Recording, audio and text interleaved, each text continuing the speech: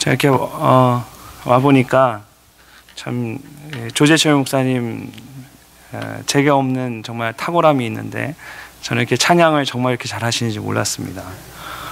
조재철 목사님 찬양인도 하시는 거 보고 영성도 있으시고 박자 음정 다 맞추시고 저희 교회는 절대로 이루어질 수 없는 일입니다. 저희 교회 하지 못하는 게 두 가지가 있는데 첫째는 제가 찬양 인도하는 겁니다. 저희 교회 성도들은 제가 찬양을 잘 인도를 못한다는 걸 알기 때문에 같이 이렇게 소그룹으로 모임을 가고 성경 공부를 하면 저희 성도들이 알아서 먼저 시작합니다. 첫 음을 못 잡습니다. 그래서 저희 교회는 목사님에게 찬양 인도해 주십시오라는 말을 저에게는 부탁을 못 합니다. 또 제가 워낙 그 능력이 없어가지고 찬양 인도를 하다 보면 주일 예배에 제가 많이 말씀을 전하는데 굉장히 방해가 됩니다. 워낙 긴장해서요. 그래서 지금도 많이 긴장되는데 찬양을 안 하는데도 이런 건데 제가 찬양하면 얼마나 긴장되겠습니까?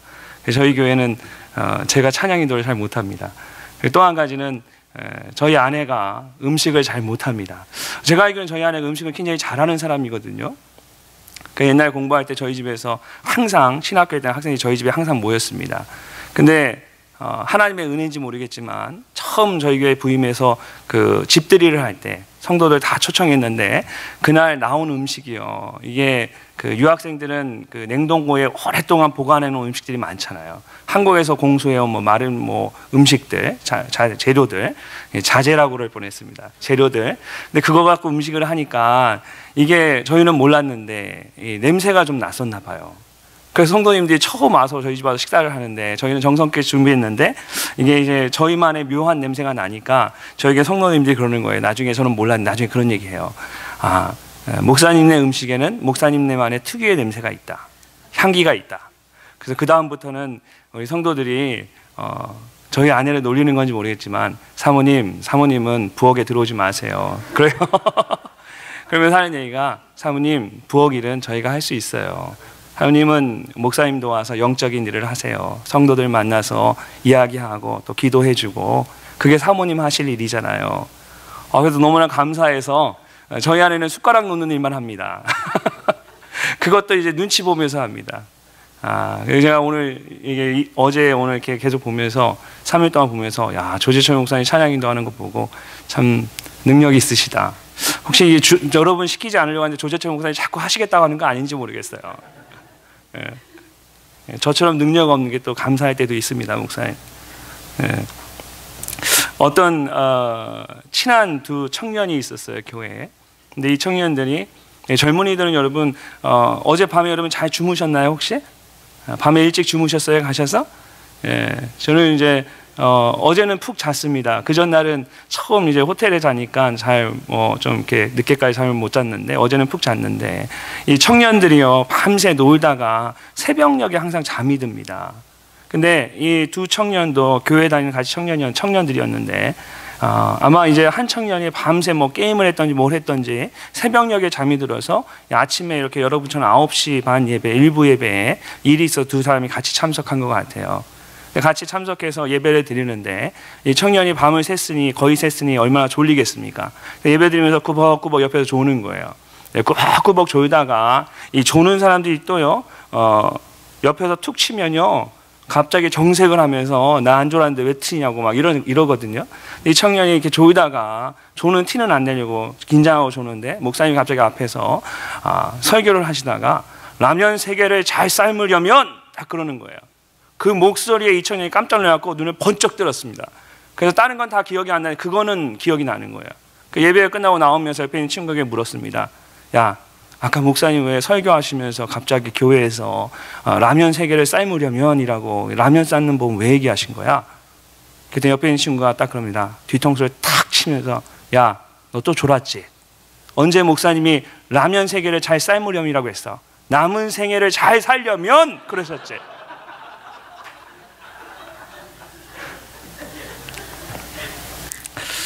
여러분 오늘 제가 말씀을 전하려고 하는데 오늘 1부 예배, 2부 예배 연달아서 교회에 대한 말씀을 함께 나누려고 합니다. 이 골로새서 말씀은 어느 개인에게 쓰여진 것이 아니라 사실 골로새 교회 공동체에게 주어진 하나님의 말씀이었습니다. 그래서 제가 복음에 대한, 예수 그리스도에 대한 말씀을 이렇게 같이 나누었는데, 오늘은 첫째 일부 예배 때 얘기는 이런 교회 되게 하소서라는 제목으로 말씀을 전하려고 했는데, 그리고 오후에 그 다음 시간 2부 예배 때는 다른 말씀을 전하려고 했는데 그 말씀을 어제 하고요. 오늘은 아무래도 교회 공동체에게 주는 말씀을 함께 나누는 것이, 오늘은 뭐 다른 교회 분들이 여기 오시진 않을 거 아니에요. 예, 그러니까 열린 교회 분들만 계시니까 오늘 교회에 대한 말씀으로 우리가 계속해서 연달아 그 말씀으로 통해서 우리 교회를 다시 한번 점검하는 그런 시간이 되었으면 좋겠습니다. 우리 잠깐 기도하겠습니다. 하나님 아버지, 감사합니다. 오늘 말씀을 함께 나누게 하시니 감사합니다. 우리 마음 가운데 겸손함을 주셔서 살아있는 하나님의 말씀이 저희의 마음을, 저희의 심장을 두드리게 하시고 그 말씀을 통해서 새로운 것을 바라보는 하나님의 교회 되게 하여 주시옵소서. 예수님 이름으로 기도합니다. 아멘.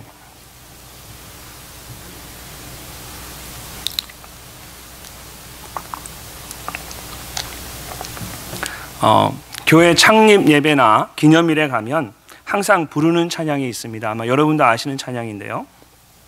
제가 부르겠다는 것은 절대 아닙니다. 여러분 기대는 하지 마세요. 이런 교회 되게 하소서라는 찬양입니다. 아마 여러분 다 들어보셨을 텐데 그 가사가 이렇습니다. 진정한 예배가 숨쉬는 교회, 주님이 주인 되시는 교회, 믿음의 기도가 쌓이는 교회, 최고의 찬양을 드리는 교회, 말씀이 살아 움직이는 교회, 성도의 사랑이 넘치는 교회, 섬김과 헌신이 기쁨이 되어 열매 맺는 아름다운 교회, 주님의 마음 닮아서 이웃을 사랑하는 교회, 주님의 영광을 위해서 빛 대신 주님 전하는 교회, 사랑의 불꽃이 활짝 피어나 날마다 사랑에 빠지는 교회, 주께서 사랑하는 우리 교회가 이런 교회 되게 하소서. 아멘. 이런 교회가 되어야 하는데 참 문제는 쉽지가 않다는 것입니다. 정말 쉽지가 않습니다. 여러분 전부 다는 아니더라도 몇 가지만을 뽑는다면 여러분은 여러분의 교회가 어떤 교회가 되었으면 좋겠다고 생각하십니까? 오늘 본문의 말씀을 보면 1절에서 사도 바울은 골로새 교회를 향해서 이렇게 이야기합니다. 내가 너희와 라오디게아에 있는 자들과 물은 내 육신의 얼굴을 보지 못한 자들을 위하여 얼마나 힘쓰는지를 너희가 알기를 원하노니. 그러니까 사도 바울은 골로새 교회를 방문한 적이 한 번도 없었습니다. 그들을 만난 적도 없었습니다. 그런데 에바브라를 통해서 그들에 대한 이야기를 듣게 되었고 직접 자기가 얼굴을 보지는 못했지만 그들을 위해서 간절한 마음으로 기도하고 편지를 띄웁니다. 당시 로마 감옥에 갇혀 있었던 사도 바울의 그 처지를 생각해 본다면 여러분 그가 이 일을 얼마나 중요하게 생각했는지를 우리가 느낄 수 있어야 합니다. 인생의 마지막에 가장 중요한 일을 하는 것인데 사도 바울은 바로 이 골로새 교회를 향해서 편지를 썼습니다. 바울은 골로새 교회를 향해서 내가 너희를 위하여 얼마나 힘쓰는지를 너희가 알기를 원한다라고 말합니다. 그러면서 그 다음 말씀으로 넘어가면서 뭐라고 말합니까? 이것은 이라는 말입니다. 내가 너희를 위해 이렇게 힘쓰는 것은 이라고 말하고 있는 것입니다. 그러면서 2절에서 7절까지 말씀 속에서 골로새 교회가 이런 교회가 되었으면 좋겠다라는 사도 바울의 간절한 소망을 이야기합니다. 여러분 사도 바울이 로마 감옥에서 죽음을 앞두고 있는 그 자신의 서지에서 자기가 가지고 있는 이 마지막 열정과 그 에너지를 쏟아가면서 말하고 싶었던 교회의 모습은 어떤 것이었을까요? 사실 오늘 본문에 나오는 이런 교회의 모습을 하나하나 살펴보면 굉장히 내용이 많습니다. 근데 오늘 우리가 이 말들이 그러니까 가볍게 던진 말이 아니었기 때문에 하나하나가 굉장히 중요한 말씀이에요. 그렇지만 오늘 우리가 세 가지만 정리해서 함께 간략하게 생각해 보도록 하겠습니다. 첫째, 그리스도를 온전히 아는 교회입니다. 그리스도를 온전히 아는 교회. 바울은 골로새 교회를 향해서 그리스도를 온전히 아는 교회가 되어야 한다라고 이야기합니다. 2절을 보면 바울이 교회 안에 있어야 할 모습에 대해서 이제 몇 가지를 이야기하고 있습니다. 우리 함께 2절 말씀 다시 한번 읽어보도록 하겠습니다. 시작.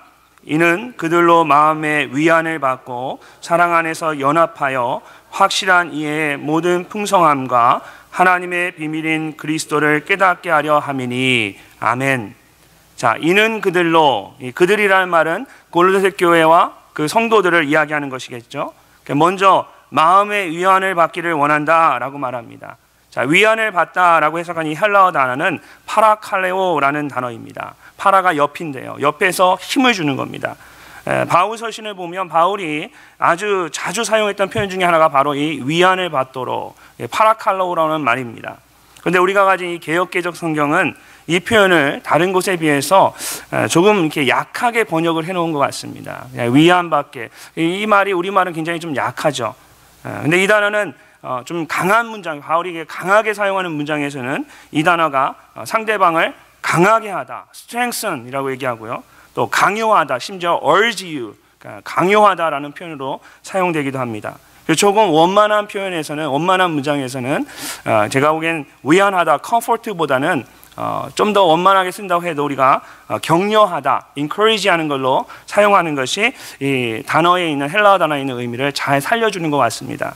오늘 본문에서는 사실 위안을 받다라고 번역을 하는 것보다는 힘을 얻다 또는 격려를 받다라고 번역하는 것이 좀 더 적절한 번역이라고 할 수 있습니다. 자, 마음의 힘을 얻었다, 격려를 받았다라고 할 수 있는데, 그렇다면 여기서 이 마음이란 무엇을 말하는 것일까요? 우리는 이 보통 마음이라 하면 내 마음에 상처받았어, 이 얘기는 뭡니까? 내가 감정이 상했다는 이야기죠. 그러니까 우리는 보통 마음이라고 하면 우리의 감정적인 부분만을 생각합니다. 그러나 성경에서 마음이라고 할 때에는 사람의 중심을 의미합니다. 이것은 내가 가지고 있는 의지나 생각의 소스가 되는 것입니다. 그게 성경이 말하는 마음이에요. 그래서 마음에 의해서, 그 안에서부터, 마음으로부터 나의 의지나 생각이나 결정이, 모든 것들이 영향을 받고요, 거기서부터 모든 것이 나오게 되는 겁니다. 그래서 마음의 힘을 얻는다, 마음의 격려를 받는다라는 말은 내 안에 깊은 곳이 만져지는 것을 의미합니다. 내가 너희들의 그 깊은 곳을 만지기를 원한다, 거기에 힘을 주기를 원한다, 이 얘기입니다. 그래서 나를 구성하는 모든 부분에 그 힘이 전달되어지고 그 격려를 모든 내 삶의 부분이, 모든 몸이 다 받도록 하고 싶다, 이 얘기입니다. 바울은 골로새 교회에게 마음의 위안을 받기를 원한다고 했습니다. 자, 그리고 또 다른 한 가지가 뭡니까? 오늘 말씀해 보면 사랑 안에서 연합하기를 원한다라고 이야기합니다. 사랑 안에서 연합하는 것이에요. 여러분, 이것은 바울이 교회를 향해서 계속해서 강조하는 것들 중에 하나입니다. 우리가 바울 서신을 보면 바울이 교회를 생각할 때마다 늘 강조하는 부분이 바로 사랑 안에서 연합하라입니다. 그 말씀을 보면 사랑 안에 거하라, 사랑 가운데서 서로 용납하라, 오직 사랑 안에 참된 것을 행하여 범사에 그에게까지 잘할지라. 사도 바울은 교회 공동체 안에 사랑이 없으면 아무것도 아니라고 강조하는 겁니다. 그리스도의 사랑 안에서 한 몸을 이루는 것, 이것이 사도 바울이 말하는, 생각하는 건강한 교회, 건강한 성도의 모습입니다.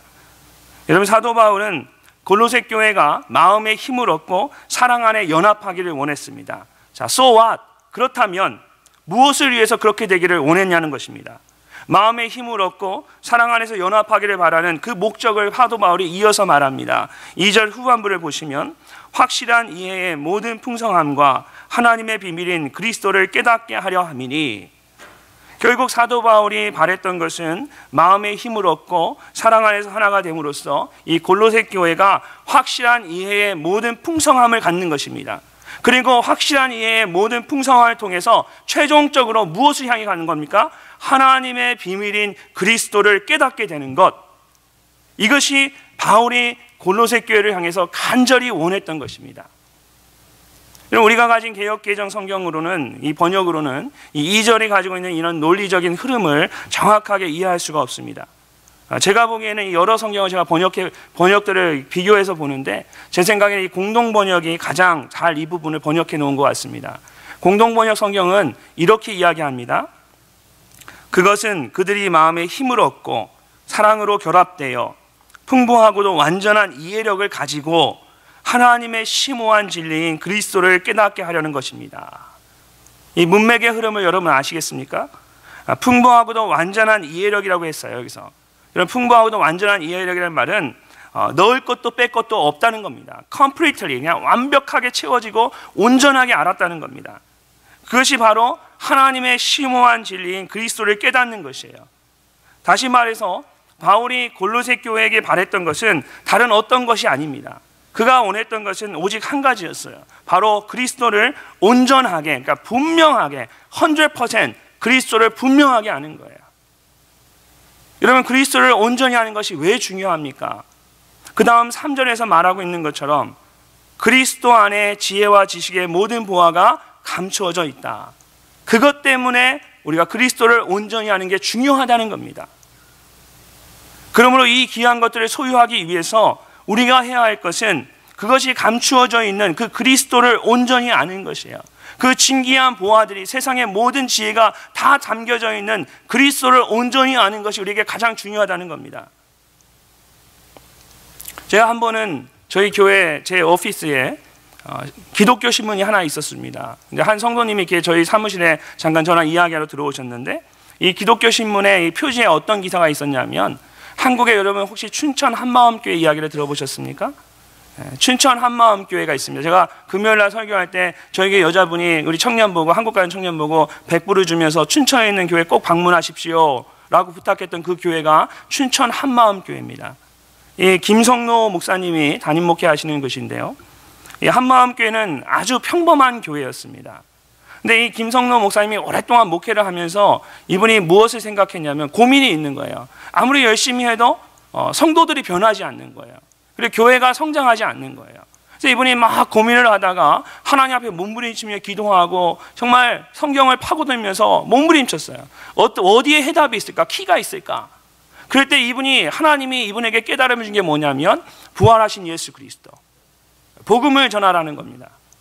그래서 이분이 예수 그리스도의 나를 위해서 죽으셨다는 것뿐만 아니라 예수 그리스도께서 나를 위하여 살아나셨다, 부활하신 예수 그리스도를 강조하기 시작합니다. 그러면서 그 예수 그리스도가 여러분 삶의 주인이 되어야 합니다 라고 아주 강하게 메시지를 전하기 시작했어요. 그러면서 20년이 지난 지금 시골에 있는 그 축사 비닐하우스에서 시작한 이 교회가 지금은 수천 명이 모이고 전 세계에 있는 젊은이들과 많은 그리스도인들이 한 번은 꼭 방문하고 싶은 그런 교회가 되어버렸습니다. 그 교회는 젊은이들이요, 춘천이니까 그 유학 온 학생들이 많잖아요. 그러니까 그 학생들이 기숙사에 있다가 금요일이 되면 그 교회로 다 들어가는 겁니다. 여러분, 요즘 젊은이들 교회 안 간다고 하지만 그 교회는 전혀 다른 교회였어요.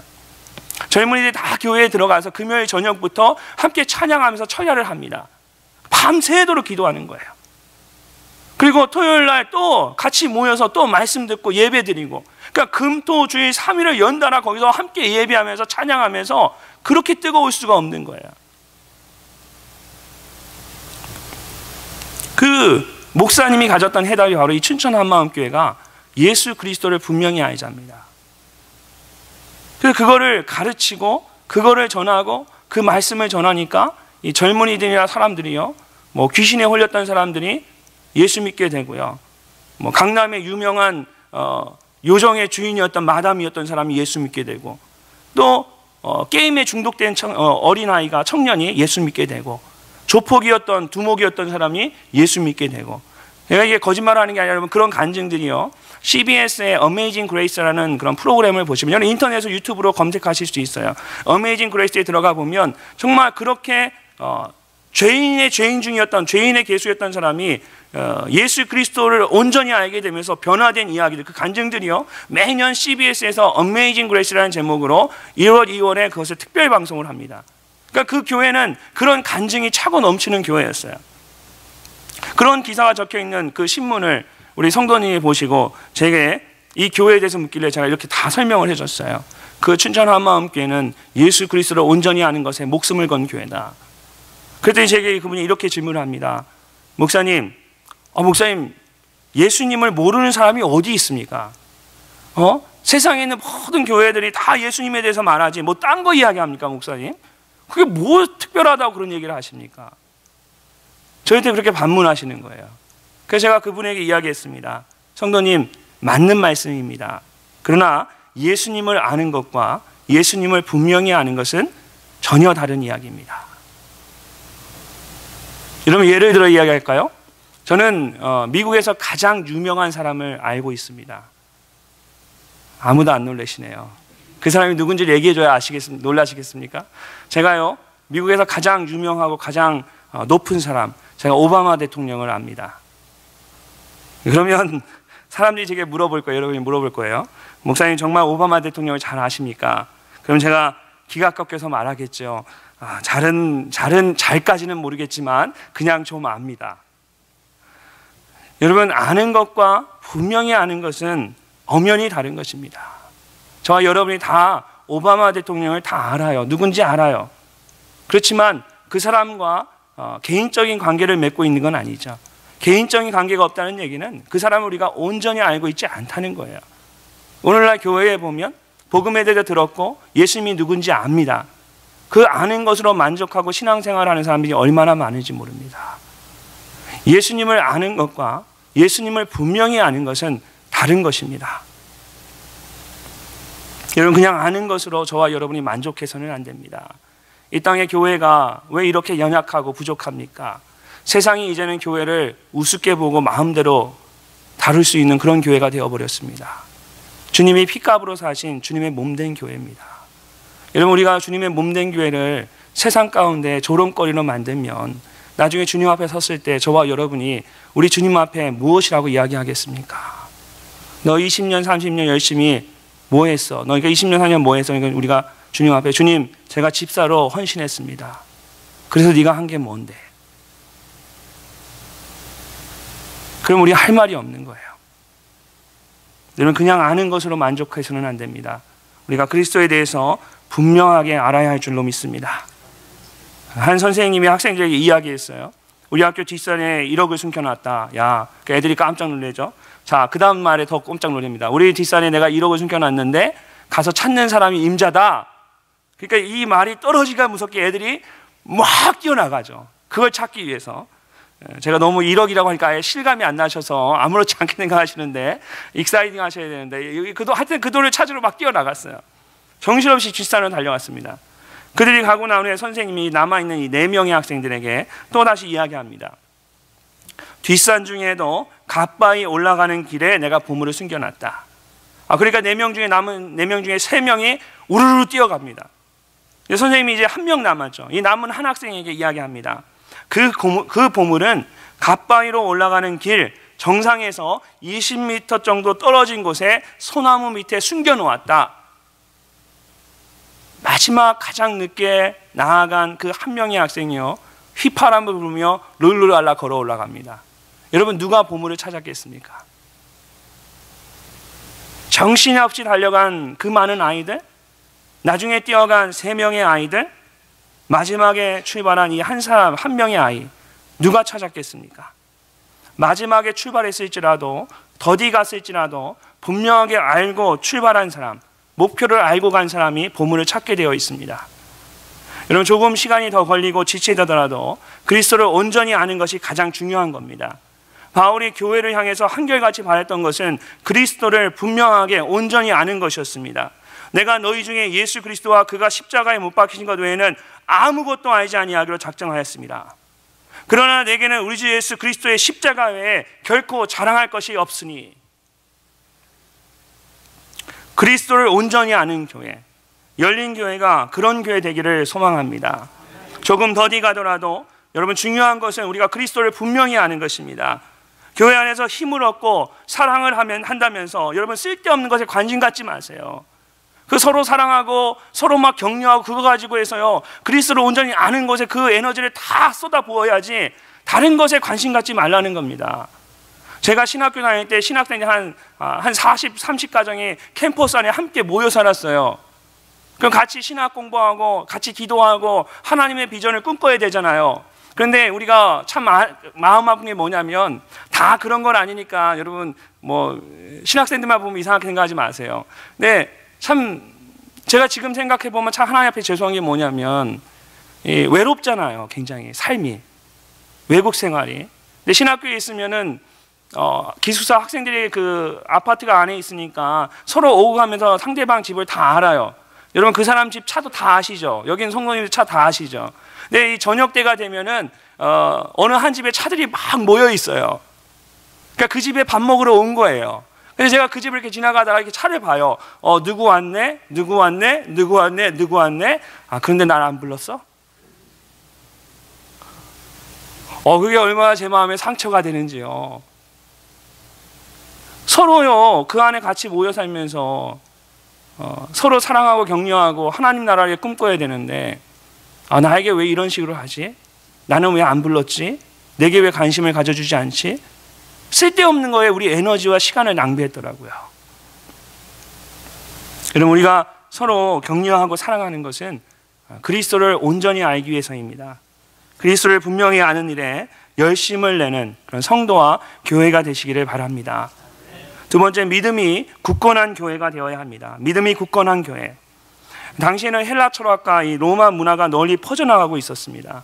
그러면서 이 두 가지가 서로 혼합이 되고 거기에 유대교적인 어떤 요소까지 더해지면서 아주 이상한 종교들이 생겨나기 시작했습니다. 그리고 골로새 교회도 그것들로부터 유혹을 받고 위협을 받고 있었던 겁니다. 8절에서 누가 철학과 헛된 속임수로 너희를 사로잡을까 주의하라 이렇게 말하고 있는 것처럼 사도 바울은 이러한 세상의 그런 철학과 문화 그리고 잘못된 종교적인 변화의 움직임을 헛된 속임수라고 정의합니다. 그리고 교회는 이것을 경계해야 한다고 분명하게 선을 긋습니다. 오늘날 교회들이 여러분 점점 그 중심을 잃어가고 있습니다. 그 경계선을 잃어버리고 있습니다. 세상과 믿음의 이 경계선상에서 정말 위태로운 줄타기를 하고 있는 것이 오늘날 교회의 모습이 아닌가, 그런 생각이 제 마음가운데 들 때가 너무나 많습니다.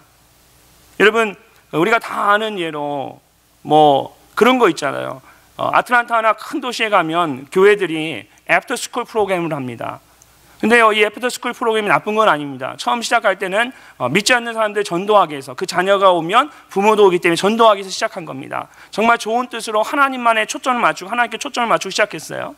근데 지금은 모든 교회들, 한국 교회뿐만 아니라 미국의 큰 도시에 있는 교회들이요, 서로 이 애프터스쿨 프로그램 가지고 경쟁을 합니다. 서로 더 많은 학생들을 끌어오려고 하고요. 예전엔 전도로 시작했는데 이제는 뭐냐면 우리 교회에 있는 성도들을 빼앗기지 않기 위해서라도 애프터스쿨을 해야 되는 거예요. 그래서 제가 아틀란타 가서 학생들을 가르쳐보면 우리 수업을 듣는 학생들, 그 전사님들이나 목사님들이요, 매일 오후마다 교회 봉고차 몰고 애들 불러 모으러 다니는 겁니다. 그게 전도를 위한 거, 하나님 나라 확장을 위한 거라면 왜 그게 나쁘겠습니까? 그런데 어느 순간 그것이 이제는 그런 본질을 잊어버리고 교회 성장을 위해서 성도 빼앗기기라는 그런 방법으로, 세상의 방법으로 사용되어지고 있다는 겁니다. 여러분, 지난주에 미국의 장로교, 가장 큰 장로교단에서 동성 결혼을 합법적으로 인정을 했습니다. 어떻게 인정했냐면 결혼에 대한 성경적인 그런 정의는 남자와 여자가 함께 한 가정을 이루는 겁니다. 그런데 이제 마지막 투표에서 어떻게 그 개념을 바꿨냐면, 남자와 여자가 한 가정을 이룬다, 이건 전통적인 개념이고 그 앞에 또 하나를 덧붙였는데 뭐냐면 두 사람이 한 가정을 이룬다. 두 사람이 한 가정을 이룬다는 얘기는 남자와 남자, 여자와 여자도 될 수 있다는 얘기예요. 여러분, 정말 그게 우리가 진지하게 생각해 봅시다. 정직하게. 정말 그게 그런 동성애로 인해서 괴로워하는 사람들을 위한 사랑하는 마음으로 시작된 것일까요? 물론 그런 마음이 있었겠지만 그것이 그 대부분의 마음을 차지하는 건 뭐냐면, 교회가 점점 쇠퇴하고 사람들이 오지 않으니까 이거라도 오픈하면 그래도 교회가 좀 살 수 있겠지, 숨통을 트이기 위해서 그런 방법을 사용하는 거예요. 절대 여러분 그 일로 하나님의 교회를 부흥시키지 않으십니다. 물론 그 사람들을 사랑해야 돼요. 사도 바울이 에베소서에서 우리의 싸움은 혈과 육에 대한 싸움이 아니라 공중의 권세 잡은 자들과의 싸움이라 했습니다. 여러분, 세상에 죄 지은 사람들, 그 사람을 미워할 수는 없어요. 우리가 그 뒤에 있는 어둠의 세력들을 봐야 됩니다.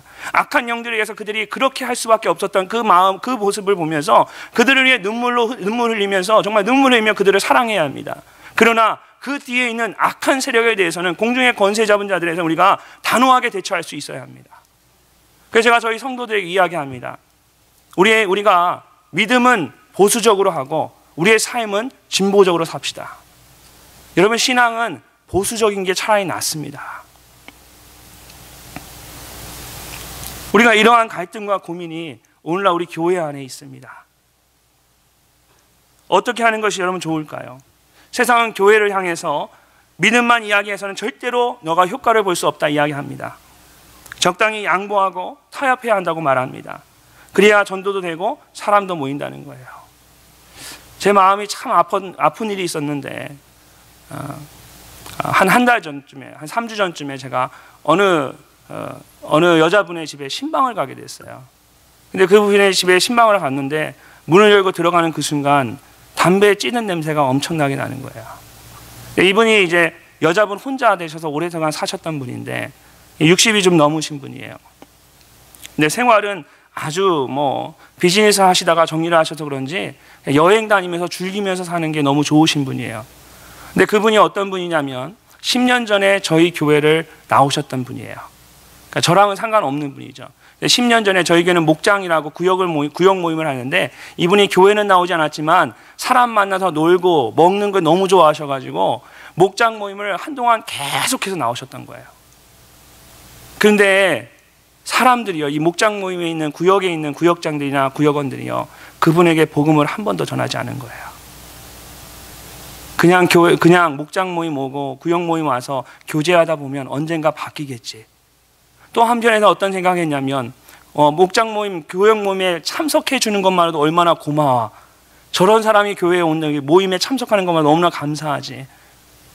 그렇게 하고 몇 달 동안 같이 있으면서 그냥 교제만 하고 맛있는 거 먹고 이렇게 놀다가 그냥 헤어지고 10년이 지나서 다시 만나게 된 거예요. 제가 그분을 만나러 집으로 들어갔는데 그 담배 냄새를 맡으면서 그 강아지 한 마리 붙들고 외롭게 사시는 그분의 모습, 그러면서 말로는 아직 저는 너무 행복하다는 거예요. 너무 즐길 게 많고 재밌는 게 많다는 거예요. 제가 그 얘기를 들으면서 정말 하나님 앞에 죄송했습니다.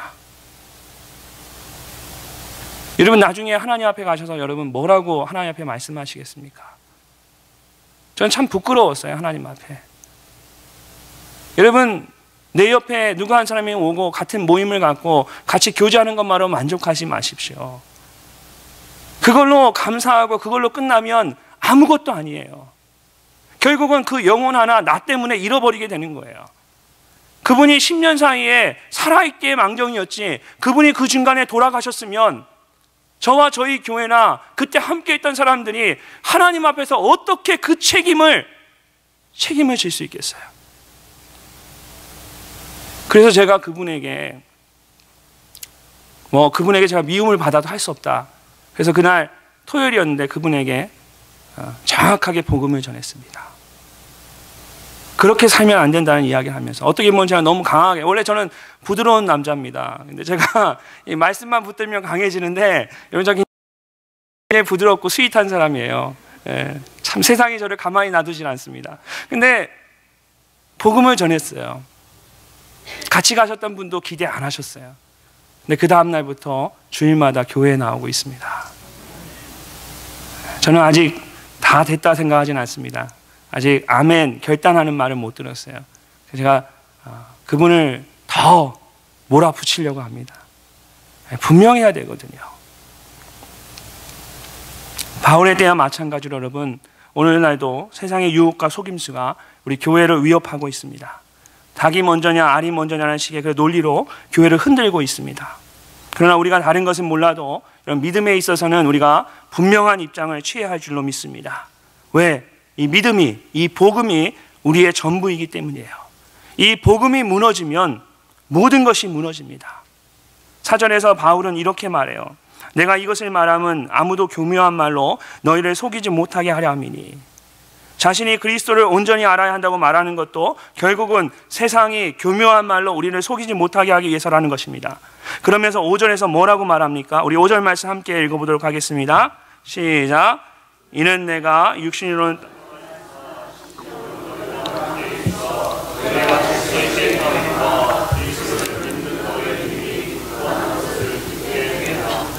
아멘. 자, 바울이 골로새 교회를 바라보면서 기쁘게 여기는 것이 두 가지가 있었습니다. 바로 질서 있게 행하는 것과 믿음이 굳건한 것입니다. 이 두 가지로 인해서 바울은 자신이 얼마나 너무나 기뻤다는 겁니다. 자, 질서 있게 행한다라는 말은 무슨 뜻일까요? 영어 성경을 보니까 rejoicing to see your good discipline 이라고 되어 있습니다. 질서가 있다는 말은 훈련이 되어 있다는 겁니다. 디스플린이 되어 있다는 겁니다. 절도가 있고 절제되어 있다는 겁니다. 그리고 행한다는 말은 산다, live 하는 거예요. 살아가는 겁니다. 그래서 질서 있게 행한다라는 말은 다른 말로 말하면 잘 훈련된 삶을 산다, 또는 잘 절대된 삶을 산다, 이런 뜻이 됩니다. 자, 믿음이 굳건한 것은 흔들림이 없는 믿음을 말합니다.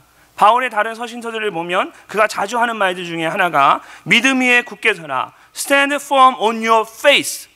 firm 하면 뭡니까? 여러분 매트리스 사러 가시면 firm한 걸 찾으시죠, 한국 분들은. 왜 그렇습니까? 단단하죠. 근데 당시에 그리스 시대에 이 firm하다, 굳건히 섰다, 흔들려 믿음이 굳건할 때 이게 firm하다는 얘기는 뭐냐면 로마 병정들이 군화를 신었는데요. 그때 이 군화가 뒤가 받침이 빳빳하게 되었고 굳건하게 흔들림 없이 꺾이지 않도록 빳빳하게 되어 있었어요. 그런 아주 딱딱하게 굳게 서 있는 그런 뒷받침이 굳게 서 있는 그런 firm한 걸 이야기합니다. 믿음 위에 굳게 서라. 바울은 그렇게 흔들림 없이 굳건히 되어 있는 믿음을 강조했어요. 질서 있게 행하는 것과 믿음에 굳게 서는 이 두 가지 다 모두 군인에게 사용하는 군사적인 용어입니다. 그냥 부드러운 말이 아니라는 거예요. 주님께서 제자들에게 말씀하시면서 강하고 담대하라고 말씀하셨던 것처럼 바울도요, 질서 있게 행하고 믿음에 굳게 서라는 말로 초대교회를 향한 바울의 그 간절한 자기의 바램과 정말 협박과 같은 그런 권면을 하고 있는 겁니다. 너희들 여러분 강하고 담대하십시오, 이 정도가 아니에요. 바울이 말하고 싶은 것은 질서 있게 행하고 믿음에 굳건히 서십시오. 왜 그렇습니까? 세상의 거짓된 속임수와 싸우기 위해서 교회가 반드시 가져야 할 무기가 바로 이 두 가지였기 때문입니다. 때로는 우리가 세상의 그 유혹과 속임수로 인해서 흔들릴 수 있습니다. 여러분 신앙생활하다 흔들릴 수 있죠. 그럴 때마다 다시 회개하고 우리가 돌이킬 수 있습니다. 하나님의 은혜죠. 그런 걸 가지고 우리가 오뚜기 신앙이라고 이야기하죠. 오뚜기 같이 넘어졌다가 바로 일어서는 거. 참 여러분 그런 분 보면 어떻습니까? 참 귀하고 사랑스러워 보이죠. 근데 여러분 저와 여러분의 믿음이 여기서 멈춰 있으면 안 됩니다. 여러분 잘 생각해 보세요. 오뚜기 신앙처럼 넘어졌다 일어서고 넘어졌다 일어서는 것이 귀하고 아름답습니다. 그런데 여러분 오뚜기 가지고 놀아보셨습니까? 오뚜기 계속 넘어뜨리면 어떻게 됩니까? 일어서고 넘어지고 일어서고 넘어지고 그러다 보면 오뚜기가 제자리에 있던 오뚜기가 점점 멀어지고 딴 곳으로 흘러갑니다. 돌아온 탕자와 같이 실패한 후에 믿음을 다시 회복하는 것도 좋은 일이지만 여러분 자꾸 흔들리게 되면 결국은 있어야 할 곳에 벗어나게 된다는 겁니다. 가장 좋은 것은 정말 저와 여러분이 바라야 할 것은 오뚜기처럼 넘어졌다 일어나는 것에 만족하고 있으면 안 되고 저와 여러분이 정말 하나님 앞에 간절히 소망해야 할 것은 흔들리지 않는 굳건한 믿음을 갖는 거예요. 하나님께서는 여호수아가 이스라엘을 이끌고 가나안 땅을 들어갈 때에 그 이방 민족들을 정복하며 그 땅에 자리 잡아야 할 때에 하나님이 한 가지만을 당부하셨습니다. 오직 강하고 극히 담대하여 나의 종 모세가 내게 명령한 그 율법을 다 지켜 행하고 우로나 좌로나 치우치지 말라. 그리하면 어디로 가든지 형통하리니. 하나님께서 여호수아와 이스라엘 민족에게 바랬던 것은 한 가지였다는 거예요. 좌로나 우로나 치우치지 말라. 그렇게 했을 때 그들은 요단강을 건넜고 여리고성을 무너뜨릴 수 있었습니다. 그러나 그들이 믿음이 흔들릴 때는 여지없이 그들은 패배하고 무너질 수밖에 없었어요. 여러분 우리가 예수 그리스도를 온전히 알고자 하는 것은 예수 그리스도를 온전히 알 때 우리의 믿음이 흔들리지 않고 바르게 살아갈 수 있기 때문입니다. 오뚜기와 같이 돌이키고 일어서는 것은 좋은 신앙의 태도입니다. 그러나 건강한 교회와 성도가 되기 위해서는 오뚜기와 같은 신앙의 모습을 넘어설 수 있어야 한다는 겁니다. 저는 여러분의 교회가 흔들리지 않는 그런 굳건한 믿음을 가진 그런 교회 되기를 간절히 소망합니다. 마지막으로 감사가 넘치는 교회가 되어야 합니다. 그리스도를 온전히 알고 굳건한 믿음 안에 있을 때 교회와 성도는 감사가 충만해집니다. 그것이 마땅한 것입니다. 6절과 7절의 말씀 우리 함께 읽어보도록 하겠습니다. 6절 7절 시작. 그러므로 너희가 그리스도 예수를 주로 받았으니 그 안에서 행하되 뿌리를 박으며 세움을 받아 교훈을 받은 대로 믿음에 굳게 서서 감사함을 넘치게 하라. 아멘. 자, 우리가 예수 그리스도를 우리의 주인으로 받았습니다. 죄로 인해서 방황하며 죽을 수밖에 없는 우리를 위해서 주님이 이 땅에 오셨고 다시 우리를 살리셨을 뿐만 아니라 우리의 주님이 되어주셨습니다. 자, 그리스도를 주님으로 받았다면 우리가 어떻게 해야 합니까? 오늘 말씀을 보면 바울은 주님 안에서 행하되, 이 말은 주님 안에서 살아야 한다라는 말이라고 했죠. 주님 안에서 살아야 하고요. 그 안에 뿌리를 받고 세움을 받아야 하고요, 믿음에 굳게 서야 합니다. 그리고 마지막으로 뭐라고 이야기합니까? 감사가 넘치게 하라. 감사가 넘쳐야 한다. 바울은 이 네 가지를 이야기하면서 이 네 가지를 모두 현재 분사로 사용했습니다. 이 말은 무슨 얘기냐면, 현재 분사로 표현했다는 얘기는 이것이 한 번으로 끝나서는 안 된다는 겁니다. 우리의 믿음의 삶을 살아갈 때 이 네 가지가 계속해서 반복되어서 나타나야 된다는 거예요. 그런데 중요한 것은요, 앞에 처음 세 가지를 이야기할 때는 그가 수동태를 사용했고, 마지막 한 가지, 이 감사하는 것에 대해서는 능동태를 사용했다는 겁니다. 자, 이것이 무엇을 의미하는 것일까요? 그리스도를 주님으로 받은 우리는 늘 하나님의 은혜 안에 살고 있음을 알아야 합니다. 그리스도 안에서 죄사함을 받았을 뿐만 아니라 그분의 완전하신 의로움을 덧입어서 하나님 앞에서 거룩한 자로 서 있기 때문입니다. 여러분, 저와 여러분이 거룩해서 하나님이 저를 거룩하게 보는 게 아닙니다. 저와 여러분 안에는 그 죄성이 아직도 남아 있습니다. 옛사람과의 싸움을 계속해서 한다고 사도 바울도 이야기하잖아요. 근데 우리가 왜 거룩한 존재입니까? 왜 우리가 의로운 존재입니까? 그리스도의 옷을 덧 입었기 때문이에요. 깨끗한 그리스도의 옷을 덧 입었어요. 이 옷을 입었기 때문에. 이 제 속이 아무리 지저분해도 여러분, 이 옷이 깨끗하니까 저를 깔끔하고, 야, 목사님 정말 깔끔하고 보기가 너무 좋아, 이렇게 이야기하시죠. 자, 이렇게 벗어보면 이 안에 지저분한 게 많습니다. 그리스도로 우리가 덧 입혀졌기 때문에, 그리스도를 통해서 나를 봐주기 때문에 저와 여러분이 거룩하고 깨끗한 존재예요. 그래서 그리스도 안에 있고 세움을 받고 믿음에 굳게 서는 것, 이 모든 것들이 여러분 다 무엇으로 되어진 일들입니까? 하나님의 은혜로 되어진 일이에요. 그렇기 때문에 바울이 수동태를 썼습니다. 그런데 유일한 한 가지 우리가 힘써야 할 것이 있습니다. 그것은 감사하는 것이에요. 바울이 이것만은 우리 보고 하라는 거예요. 그래서 이것만은 능동태로 썼어요. 성경은 그러므로 우리는 예수로 말미암아 항상 찬송의 제사를 하나님께 드리자, 이는 그 이름을 증언하는 입술의 열매니라, 이렇게 이야기했습니다. 감사는 은혜 받은 우리가 해야 하는 일입니다. 그래서 바울은 이것만 능동태로 표현했습니다. 여러분, 감사가 넘치는 교회가 되어야 한다. 이것이 사도 바울의 마지막 간절한 바람입니다. 어느 목사님이요, 이웃교회에 이제 주일 예배 설교를 부탁을 받았어요. 이 목사님이 그러기로 약속을 하고 이제 날짜가 거의 다가올 때쯤에 일주일 전에 그 교회 전도사님이 목사님에게 전화를 했어요. 목사님, 그 교회 전도사입니다. 목사님, 주일 설교 제목과 본문을 좀 알려주시면 감사하겠습니다. 제가 주보에 기재하게 좀 알려주십시오. 그래서 목사님이 얘기합니다. 목사님이 본문은 시편 23편 1절부터 6절까지라고 이야기하셨습니다. 그렇게 말하니까 전도사님이 그대로 되뇌면서, 자, 그러면 목사님 제목은요? 하고 물었습니다.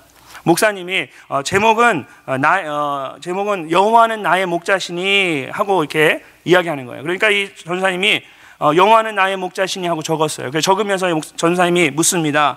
목사님, 그 다음에는요? 이 목사님이 그거면 됐지 뭐가 더 필요해? 그러셨어요. 목사님 다음 주에 그 교회 예배에 설교하러 가셨는데, 가서 앉아서 기도하시고 나서 이 예배를 준비하기 위해서 이 주보를 딱 받아보고 읽어보는데 목사님이 깜짝 놀랐습니다. 왜 그렇습니까? 자기 예배 순서를, 자기 순서를 이렇게 설교하는 제목과 본문을 보니까 성경은 이제 시편 23편 1절에 6절까지 제대로 해놨는데요, 그 다음에 오늘의 설교 제목이 이렇게 기록되어 있었습니다. 여호와는 나의 목자시니 그거면 됐지 뭐가 더 필요해?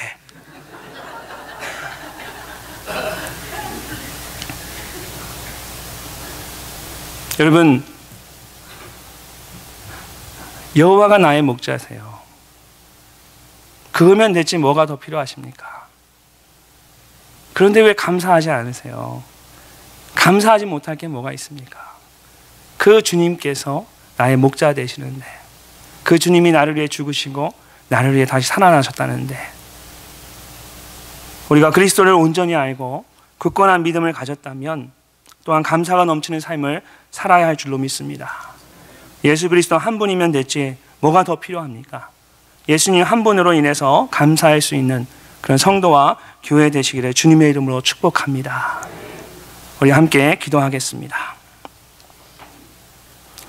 하나님 아버지, 오늘 말씀을 통해서 우리가 우리의 교회를 다시 한번 돌아보게 하시니 감사를 드립니다. 하나님, 우리 열린 교회가 그리스도를 온전히 아는 교회, 또 믿음이 굳건한 교회, 또 감사가 넘치는 교회 되게 하여 주시옵소서. 주님, 우리가 다시 한번 주님 앞에 우리의 믿음을 점검하고 주님 원하시는 믿음의 삶을 살아가는 하나님의 백성, 또 주님의 몸된 교회 될 수 있도록 주님 축복하여 주시옵소서.